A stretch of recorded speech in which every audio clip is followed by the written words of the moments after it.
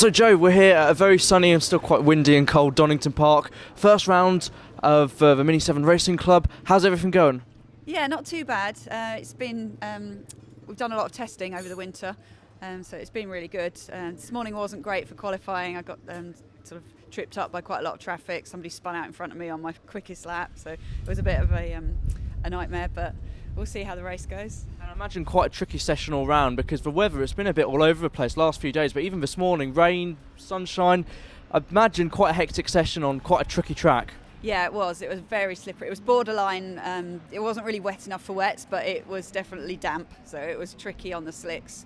But that's the same for everyone. Is the only thing with that. It is difficult, but everyone's in the same boat. So it's pot luck whether you get it right or not. Would you say those conditions are more difficult compared to like when it's chucking it down with rain? Because if it's a bit in the middle, you don't really know which way you're going to go. Yeah, absolutely. If it's wet, then that's an easy call. It's just wet, and that's.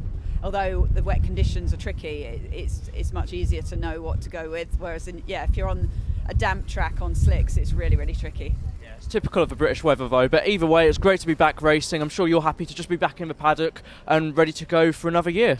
Yeah, I can't wait. Really eager to get stuck into the Miglia Championship because it's a new car for me this year and a big step up from the sevens. So. Yeah, I was going to say, what is that change like? Because from the outside, they're both minis, but how does the performance differ between the two cars? There's quite a big difference actually. The Miglias have bigger engines, so they have a lot more power, and they're on slicks is the other big difference. So you've got more grip, more power. Even though it looks like a mini, it's a completely different beast to drive.